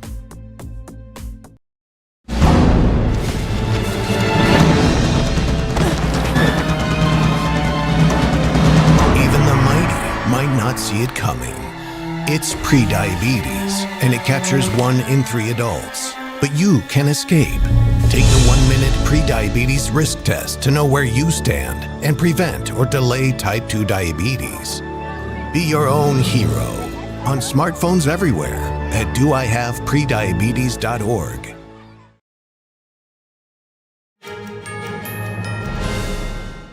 News publishers are facing tough times. Revenue is dropping, subscribers are leaving, and reading habits are shifting. Adam Kaler, founder of Content Credits, wants to make it easier for Americans to access premium news content online. I spoke with him and Ryan Deacon, co-founder and chief operating officer of tech firm Auracast, to learn more. Let's talk about your story here. Very moving, very inspirational. I mean, when I heard it, I just thought to myself, this is a real rags to riches story. It's incredible. So let's start from there on some of the projects that you guys are working on right now. Starting with you, Adam. I don't know about you guys, but hitting paywalls on interesting news stories, so frustrating, right? It's a real pain, and you're working on to remove that. How do you plan to solve that problem? Yeah, so sure. Paywalls, for some reason, this is the only industry I know about that actively scares away its customers. So it does all this work to drive you to the paper, and then just to tell you you're too poor to read the content, right? Some of these, subscriptions can be anywhere from $400 a year. The average person has 8.2 subscriptions. They spend between $1,100 and $1,400 a year. So there's a real thing called subscription fatigue. And it's really the younger people, because you got your Spotify, you got your Netflix, you got your Hulu, you got all these different subscriptions, and now you're asking me to get another subscription. And then that's when the subscription fatigue kicks in. So I've been trained by some of the hard paywall news sources to not come back. So I'll find them on social media. That's how I access news. I'll scroll through, I'll find something that's interesting, a headline, right? I click on it, I get there, paywall, I'm gone. Well, Peter, you just went on the record to say, or Adam rather, you went on record to say you're going to get rid of the paywall. Don't disappoint us, because... Well, we don't necessarily want to get rid of the paywall. We actually are on the paywall. So we want to be an alternative to the subscription. So there's a lot of people that do want the subscription. And we went and did a healthy amount of research, I would say, a 100-page research article that we created. And yeah, there are people out there who still would rather prefer a subscription, but a lot of people want that micropayments option. Okay. Let me talk to you for a moment, Ryan. You're working on technology and digital strategy behind Content Credits. Can you talk to us about that? What's going on there? Well, not to get too deep, however, every publisher is going to have a different setup, so a different website, different technologies that they're using. And I would say my role is to really help make that transition or integration smooth. And so for the Epoch Times, as an example, they're going to have a different setup than maybe the New York Times. And so we've got to work together and figure out what's going to work best for everybody involved. And we've got to make it a seamless transition. Well, you know, me personally, I'm not very tech savvy. I mean, I can operate a computer, I can use my phone, but that's about it. How difficult or how easy is it going to be for a regular user, you know, to adapt to this technology or this way of doing things, Adam? Yeah, so the idea is they pay us for a bundle of credits. And then as long as they're logged into their web browser, they can go to any of our partner websites. When that paywall pops up and they see that Buy with Content Credits button, they click that, paywall comes down. It's that easy. Okay, anything to add, Ryan? No, the key user is the end user. So if we make that process simple for them, then there's no reason for them to not purchase an article. Okay, well, sounds good. And Adam, I understand that you're working on a bunch of stuff as of right now. For example, real estate investment, co-working spaces. You want a digital marketing agency hosting podcasts. I mean, I can barely get one thing done per day. Can you just give us some of your strategies here? How do you do so much? Well, I have a personality type that doesn't like to do one thing. That's the problem. And, you know, surrounding myself with good people like Ryan and having a vast network. I think one of the benefits to being an entrepreneur at this point in my life is I have a pretty big network of people. And, you know, we solve problems digitally for a lot of our customers. And, you know, the news industry is a laggard when it comes to technology. And, you know, there's these issues with, like I said, zero-click search and a lot of things. And we see problems and we want to fix them. And, you know, being able to monetize that 85% of traffic that's coming to a news website that just bounces. I always ask the question, I say, how do you monetize that traffic now? We don't. Well, here we are to help you do that. Okay, Ryan, what changes should we expect in user habits? I mean, has that opened up an opportunity for content credits? Well, I guess that's a loaded question, but user behavior is definitely changed because of the paywalls that now are integrated everywhere and zero-click search. So what we're trying to do is open up another revenue stream for these publishers, and I think that's going to make a big difference. Okay. Well, talk to you for a moment, Adam. As mentioned earlier, back in 2015, you sold .loop to Zillow for over $100 million. Can you talk to us about that journey? Yeah, I mean, I was just working in an ad agency, you know, and I'd, you know, making regular ad agency money, and I always wanted to be an entrepreneur, and I wasn't at that point. I was purchasing some real estate in my old neighborhood, and a buddy of mine, one of our co-founders, Matt Vorst, he came up to me and he said, "Hey, I know a guy who has an idea for a really cool software. Would you want to talk to him?" And they were looking for someone, a graphic designer, who had some experience in real estate. And we met at a Panera Bread up by the University of Cincinnati's campus, and 18 months later, we had a working piece of software. And, you know, it was hard. Austin Allison was the one who came up with the idea, and he was out raising money, and we kept having to, you know, take deals, equity deals, and you know, we kept getting diluted. And then at one point, we went to a big conference, and one of the executives of a very large real estate company came by, and they had 80,000 agents.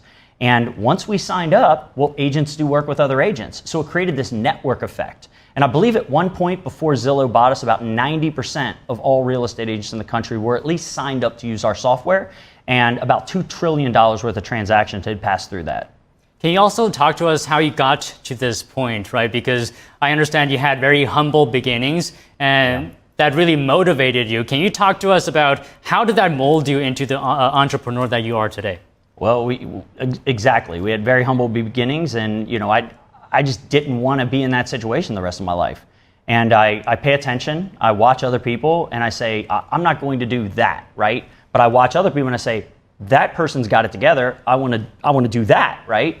So just sticking with things, trying not to make mistakes, avoiding some of the common mistakes people that grow up in my type of situation end up falling into these traps. And, you know, my first goal was just graduate high school. If I could just graduate high school, that'd be fine. And then one thing led to the other. I went to the Art Institute of Pittsburgh for computer animation multimedia. I wanted to do like Toy Story type stuff, right? I went back to Cincinnati. There were no jobs in Toy Story and animation. So I ended up at FedEx Kinko's, working second shift at one point. But you leverage things, right? You just got to stick with it. You got to know what your goals are. And you just got to fight every day, and you got to build up skills that people want. And I just so happen to do that. And over time, I'm 47 years old right now. So over time, I have built up those skills, and I trust in myself. I don't want to have to trust in someone else to make the right choices so that I keep my job. I want to carve out my own path. And nobody is going to trust, you're not going to be able to trust anyone besides you in your life as much as you, right? So that's what I did. Well, I mean, that's really important because a lot of people fail to change their situation because they're just not determined enough. They give up halfway. And I understand, Ryan, you also had humble beginnings. Would you like to share with us some of your journey? Yeah, sure. Maybe not as humble as Adam's, let's just say. However, I would say maybe my driver is a little bit different. My passion is truly helping businesses and people.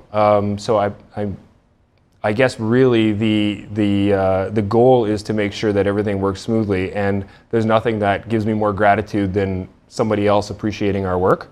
And I think that's my overall driver. I mean, I love money as well, but I think the driver is really helping people. That's right. Right, and then I'll ask you this, Ryan, from a technology perspective, what's on the horizon? What's your perspective for entrepreneurs to grasp and perhaps prepare for in the coming 5 years or even 10 years? Really, it's being flexible because nobody knows really what's going to be around the corner. AI is a game changer for everyone. And if you can predict the future, give me your number because I'd like to talk to you. But short of that, being ready to be flexible in technology is ever changing. And that's one of the big challenges for us is staying on top of things and adapting. We got to be a chameleon. Right. Adam, same question to you. Do you see anything on the radar coming up? Oh, I definitely see AI changing everything. I mean, this is the next wave, right? You had Web 1, Web 2 brought in apps and things like that, cloud computing, and now Web 3, it's coming. You got blockchain technology, which is on the horizon. I think there's some applications that make sense for that, especially when it comes to security and trust. But then on top of that, AI. I mean, we talk about it all the time, but AI is going to change a lot of things. It's going to remove a lot of jobs, that administrative type work, but those jobs are going to change, right? That doesn't mean that these people aren't going to have work. It's just they're going to be expected to do more because we know AI can do a lot of the heavy lifting. But as someone who doesn't want to write proposals, who doesn't want to do that, AI can do a lot of that kind of rudimentary like tasks, that just blue collar type work. When it comes to office work that a lot of people do right now. And I think it's going to make us happier employees at the end of the day. All right, we just got about a minute left, and I'll ask you guys one more question. Can you talk to us about the collaboration between you two that you've done? Because for 10 years, you've been partnered in certain aspects. Yeah. So, my agency, you think of it like the Hollywood model. So I may not need a Java developer 40 hours a week, but I do need one every once in a while for a project. So the idea is you pull people into projects that are very skilled. And like I said before, at this point in my career, I just so happen to know a lot of people that are skilled at a lot of things. And Ryan owns his own agency. They have a specialty in what they do. And when projects come up for big clients that need very, very difficult technology situations solved for them, I bring a guy like Ryan in. Yeah, and we might not always be the right fit. And I think being honest with yourselves as well. And if there's a large project that's in a technology that we're not experts in, it's great to let our customers know that maybe we're not a good fit. And I'll let Adam know that we're not a good fit. And he'll find another great company to work with as well. Well, it looks like to me you guys are collaborating very well. Thank you very much, gentlemen. I appreciate it. Thank you. Appreciate it. Coming up, a heat wave is set to hit millions of Americans in the coming days. What do we know about the hot temperatures that will affect parts of the Midwest and East? Stay tuned.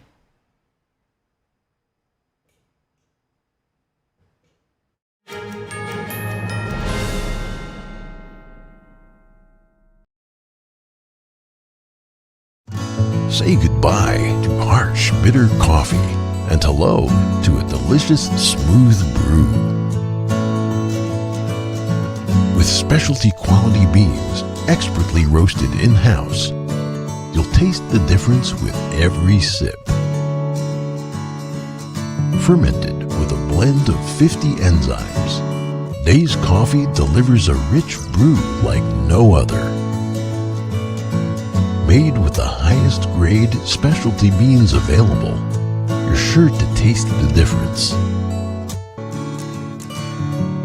Elevate your morning with Dave's enzyme fermented coffee.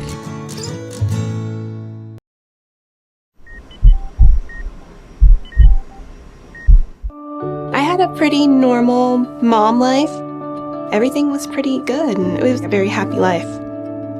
And we just had a new baby. And then all of a sudden, within a day or two, she's on life support and fighting for her life. Then I knew something was pretty wrong. A little less than a week after I came home, I couldn't breathe. That's when we decided to go to the hospital. I was given the diagnosis that I had peripartum cardiomyopathy, which is basically a pregnancy-induced heart failure. They told me my only chance was a heart transplant. And the American Heart Association helped make that possible. Their research helped save me. This could not happen without monthly donations from friends like you. Your sustained support helps fund life-saving research that leads to medical breakthroughs, like those that gave Jen a second chance at life. Heart disease is the #1 killer in America, and we urgently need your help to save lives. Go to helpheart.org or call now to become a monthly donor today. Your donation of only $19 a month, just 63 cents a day, will make a difference through prevention, early detection, treatments, and cures that help save lives. I am very thankful for the American Heart Association. I'm grateful for just every day that I get with my children. Please go to helpheart.org or call now with your donation of just $19 a month. Join our community of monthly donors, and you'll get this limited edition t-shirt you could wear to show you're helping save lives. One simple act today can save your life or the life of a loved one. Please call or go online to helpheart.org. Become a monthly donor, and for a limited time only, your first month's gift will be matched.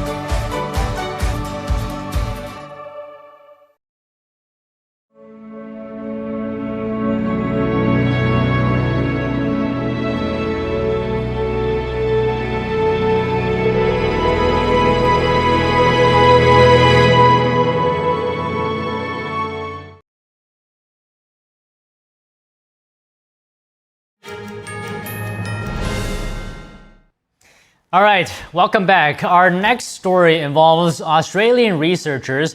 They have discovered a marine fungus that can break down polypropylene, one of the world's most common plastics. It could be a major breakthrough in the fight against plastic waste. Here's more. Scientists say this newly isolated fungus is showing promising results in breaking down polypropylene, and that could make it a useful tool in the battle against the plastic waste crisis. The marine fungus was discovered by a team at the University of Sydney, supervised by Professor Ali Abbas. Typically, plastics are very well known to be degrading over many years and even decades. This research has been showing that, in fact, fungi are able to degrade plastics much faster. 2 years ago, the team discovered a terrestrial fungus capable of degrading polypropylene, or PP5, by 21% after 30 days and up to 27% after 90 days. That was the highest rate of degradation they had seen globally. But the marine-derived fungus, though still undergoing laboratory testing, has shown promise in exceeding that rate of degradation. Polypropylene is used in everything from food packaging and bottle tops to automobile parts and coat hangers. A report by the Australian Packaging Covenant Organisation found that PP5 made up 20% of all packaging in the 2021 to 2022 financial year, but only around 8% was recovered for recycling. The fungi produce enzymes that naturally break down materials like plastics. In the laboratory, the polypropylene is first pre-treated with heat or UV light to mimic the natural weathering of plastics. It is then combined with the fungus in a liquid solution and left to incubate. Abbas says biology-based methods such as this are important in tackling plastic waste. Because this is nature's way of doing things. But from an industrial perspective, biology works at lower temperatures. Therefore, it is less energy intensive. The team is currently working on optimizing the process so that it can be scaled up. Industry stakeholders and investors are also being engaged with to explore commercialization options. However, Abbas warns that degradation via fungus is not a silver bullet. There are other more significant steps that we as a society must take, and this includes upstream design of new products and a redesign and remanufacturing, reuse. And this step of design-led circular economy means that we will end up with less waste at the end of the process, which is what we really need to focus on. The summer solstice was on Friday, the longest day of the year in Scandinavian countries. They celebrate this time of year with flowers, food, and dancing on the backdrop of a sun that never seems to set. And in New York City, the northern tradition has taken root in Lower Manhattan. And folks came together to soak in the sun and have fun. Take a look. This is like the tradition is to bind these crowns for midsummer. So we're just assisting here in for everyone to teach them how to do it. We do it every year. It's so much fun, yeah. I work for Bonbon, which is a Swedish candy company here in New York City.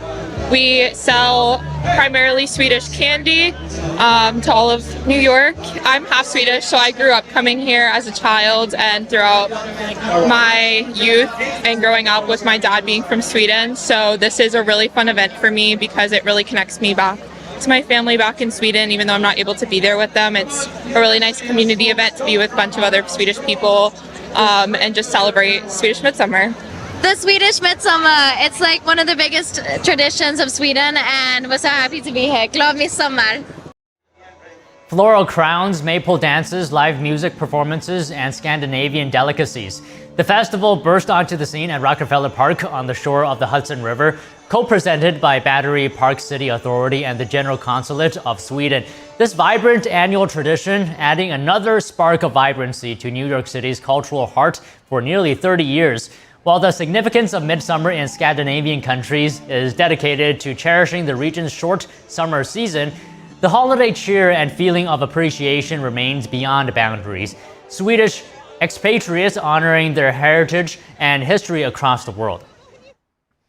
And China condemned the U.S. for its weekend airstrikes on Iranian nuclear facilities. In a statement Sunday night, China urged all sides to cease fire. The Chinese Foreign Ministry said, quote, China is willing to work with the international community to uphold justice and restore peace and stability in the Middle East. And joining us now to discuss is retired Colonel John Mills, Senior Fellow, Center for Security Policy. Good afternoon, John. Thank you very much for your time today. Do you think China will come to Iran's aid if the conflict escalates further, and what form of aid will we see? Well, the Chinese Communist Party has shown to be very, they ensnare and entrap their partner nations. I call them proxies or colonies. But they're happy to see them get ground down. They're not really there for them when they are being severely decremented or like Iran. So right now there's a Chinese airlift occurring using surprisingly 747s that China Airlines Air China has. And they have 10, maybe up to 40, depends. It's unclear. There's a lot of 747 in the secondhand market. So they're doing an airlift. Gordon Chang has posed several questions. What is going in on these? Is it potentially nuclear warheads? Who knows? I think it's concerning. I think there's any indication of that, frankly, they would get shot down. So I think China is actually between a rock and a hard spot on this situation. They want Iran to remain, the IRGC and the mullahs to remain in control of Iran. They seem to be losing control. The reality is China gets a very significant percentage of its energy imports from Iran illegally, violating U.S. and UN sanctions.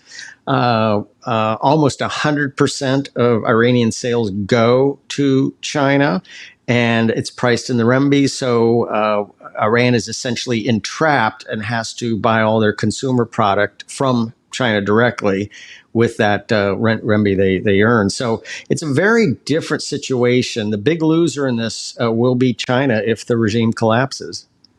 Do you think there's any course of action that China might be thinking of? If there is, what do you think they're weighing? Well, they're going to play this diplomatic game and call it an international situation and try to appear to be the peacemakers. Frankly, that hasn't worked out too well with China. China, about 2 years ago, when the Biden administration was being very unclear as to who their partners were in the world, China had stepped in and said they were going to be the peacemaker between Iran and Saudi Arabia. Well, that essentially went nowhere. So China will talk about these grandiose peacemaking skills and abilities. They've offered to do that in Ukraine. It's really come to naught. So they'll kind of fall back and play this globalist game and try to leverage the UN, but their track record on this is not strong. Okay, if the Iranian regime falls, how would that affect China in that scenario? Well, China, in the worldwide, there is a world war ongoing. Okay, everybody's saying this might start World War. China declared World War III in 1999 with unrestricted warfare. We haven't realized it until very recently that China's at war with us. Most in the United States have not realized it. China needs these regional proxies or colonies to carry out their worldwide World on Fire campaign. Iran is their proxy for the Middle East. Iran is the proxy of China. Hamas, Hezbollah, and the Houthis are the proxy of Iran. October 7th wouldn't have happened if it wasn't for China. So China looks at Iran as their anchor nation in the Middle East. Iran collapses, some other form of government is created. I don't think it's going to be pro-China, or I don't think it's going to be pro-China. So that means they've lost their colony. I think they're in a very awkward situation. They didn't see this even 2 or 3 months ago. China didn't see this.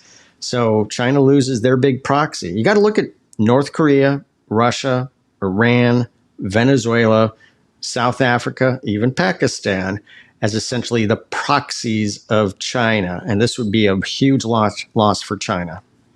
Okay, what would be the knock-on effects then? Okay, let's say the Iranian regime falls. What's the next step and the step after that with the context of China?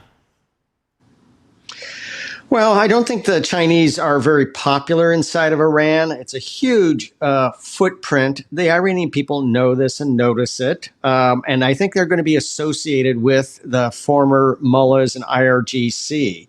So I don't think they're going to be looked at in a positive light at all by the Iranian population. President Trump has made it very clear. This was not about regime change. This was about taking out 3 specific sites, period. All these other things are beyond the scope of what the United States government has done. So if there's a regime change, that has nothing to do with us. It has nothing to do with America. That's the Iranian people.